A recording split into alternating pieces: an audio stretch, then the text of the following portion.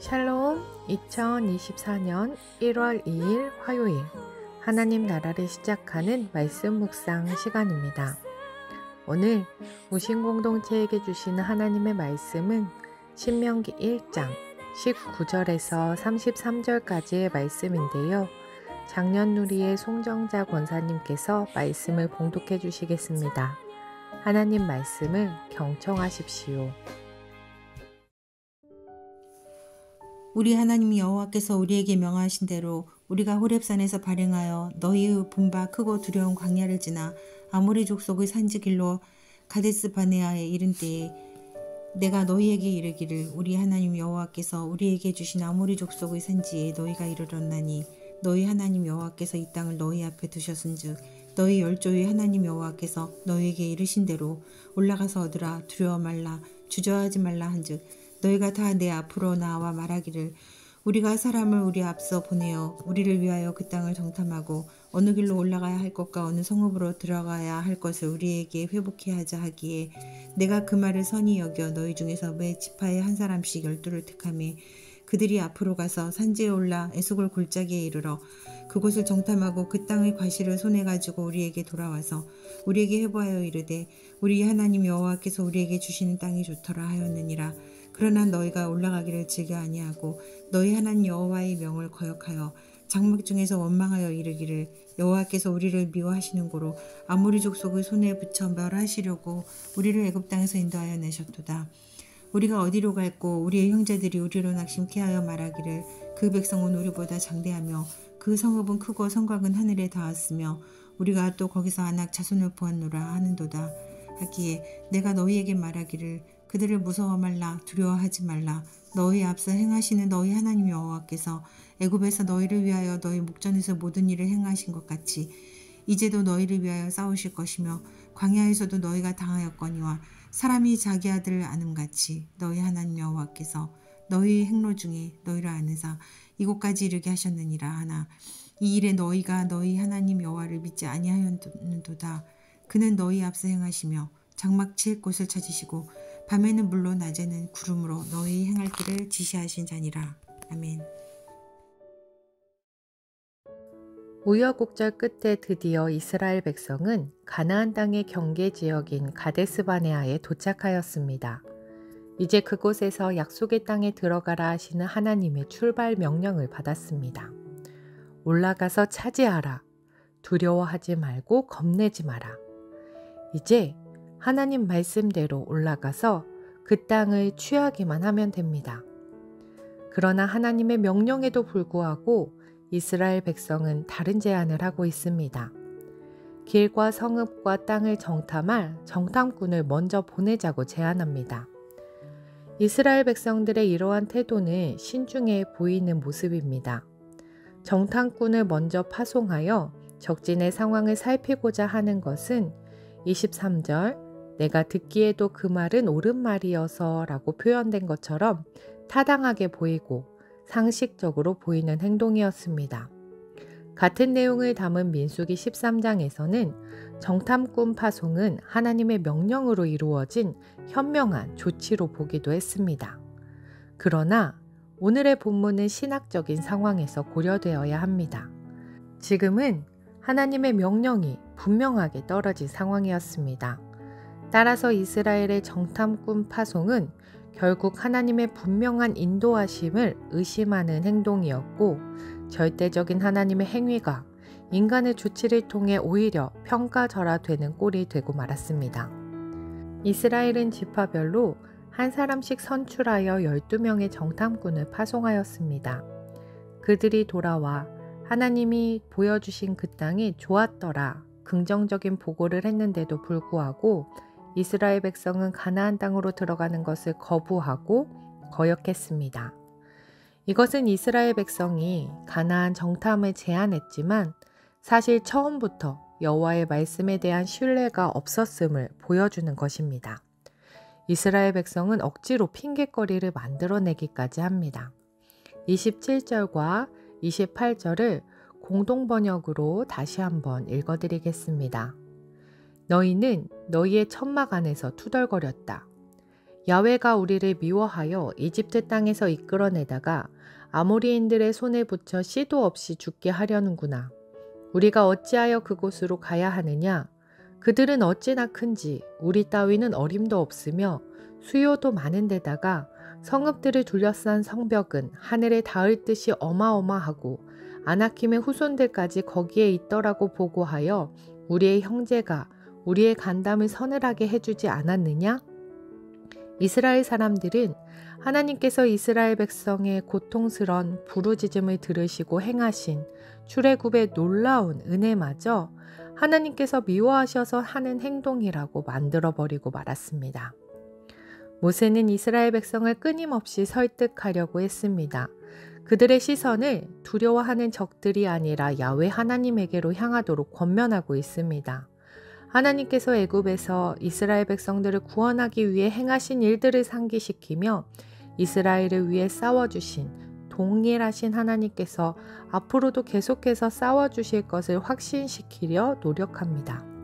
아들을 낳는 아버지처럼 하나님께서 이스라엘 백성들을 이곳까지 안고 왔던 사실을 기억하라고 외쳤지만 이스라엘 백성들의 완고함을 되돌릴 수는 없었습니다. 하나님은 이스라엘보다 앞서 행하시며 장막 칠 곳을 찾으시고 밤에는 불로 낮에는 구름으로 이스라엘의 행할 길을 지시하시는 분이셨습니다.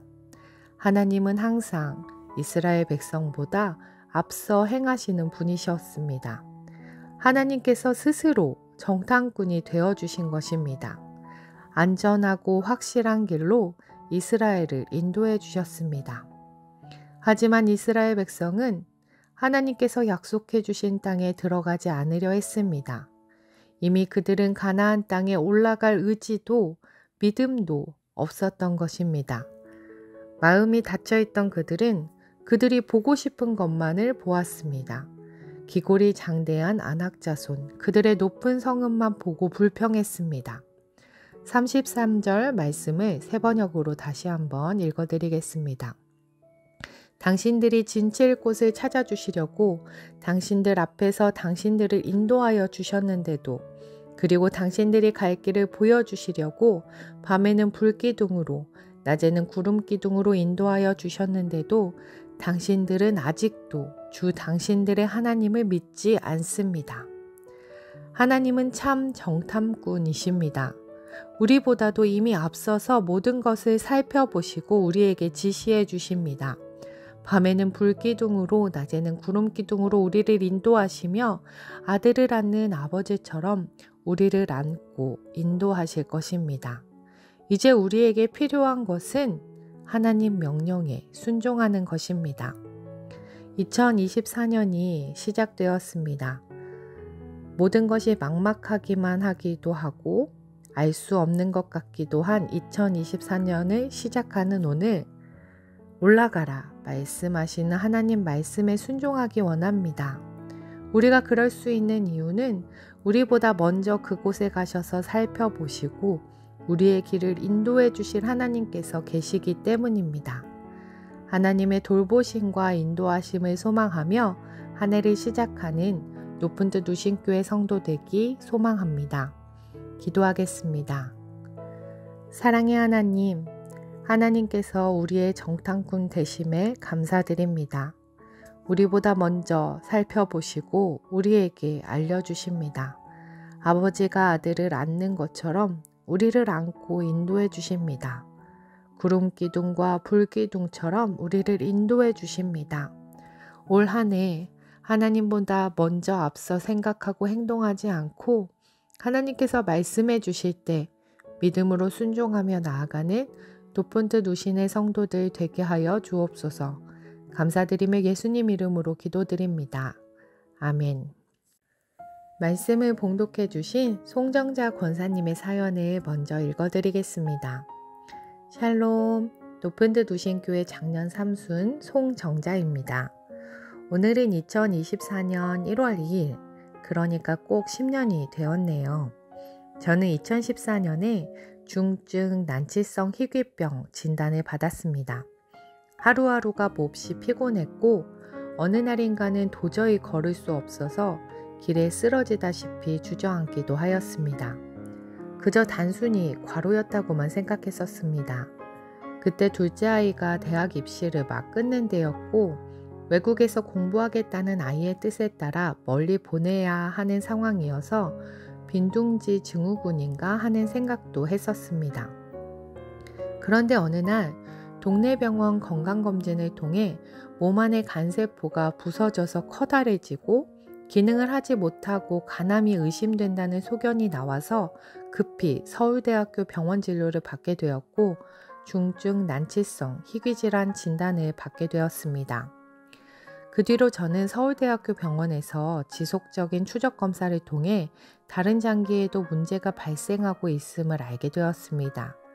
이 병은 내 몸이 내 몸 안의 장기, 근육, 관절 등을 적으로 인식하여 어디든 스스로를 공격해 망가뜨리는 병이었습니다. 담당 의사 선생님은 항상 제게 이렇게 말씀하셨습니다. 언제 어떻게 될지 모르니 이상하면 항상 응급으로 병원을 찾아오라고. 저는 많이 두려웠고 하나님을 원망하기도 하였습니다. 그동안 수없이 병원을 드나들었고 수술 입원 등을 하면서 어느새 10년 세월이 흘렀습니다. 그 시간들을 다시 기억하고 싶지는 않지만 저는 지금도, 아니 앞으로도 죽을 때까지 이 병과 함께 가야 합니다.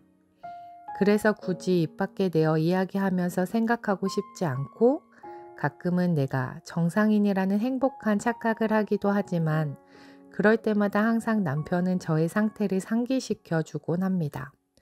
사람은 생물학적으로 평생 쓸 수 있는 에너지의 총량이 있는데 그걸 저는 인생의 젊은 날 거의 소진해버려서 이제 남은 에너지가 얼마 되지 않은 상태라고 합니다. 보통 사람이 하루에 8시간 활동을 할 수 있다면 저는 절반인 4시간 정도면 하루가 끝나는 거예요. 밤이 일찍 찾아오는 거지요. 이런 저를 주위에서는 오해를 하시기도 하지만 정상적인 삶을 살 수 없어서 순모임, 권사회, 어울림 체육대회, 하고 싶은 찬양단 등등에 제대로 참여하지 못하는 저는 항상 죄인 같은 심정임을 아픈 마음으로 고백합니다. 살기 위한 최소한의 활동만 하고 꿈나라로 가야 하는 저를 누가 이해하겠어요. 그래서 저는 항상 외롭고 슬프답니다. 그래도 지난 10년 동안 제 곁을 꿋꿋이 지켜준 남편과 이제는 정치학 박사와 공학 박사가 되어 자신의 길을 뚜벅뚜벅 잘 가고 있는 사랑하는 두 아이가 있어 살아갈 버팀목이 되고 있습니다. 저는 이제 10살이 되었습니다. 우리 가족은 저를 아내이고 엄마이기 이전에 10살짜리 아픈 아이로 생각합니다. 내가 지쳐 무력할 때 주님 내게 힘 주셨으니 이제 앞으로 20살이 될 그때까지도 가장 낮은 마음으로 겸손히 주님을 섬기고 내 모든 것을 예비하신 하나님만을 바라보며 앞으로 나아가겠다는 마음으로 나의 가장 낮은 마음 찬양을 추천합니다. 감사합니다. 이렇게 사연 보내주셨는데요. 권사님의 귀한 고백이 담긴 사연과 찬양에 정말 감사드립니다. 추천해주신 찬양 나의 가장 낮은 마음 찬양 함께 들으시겠습니다.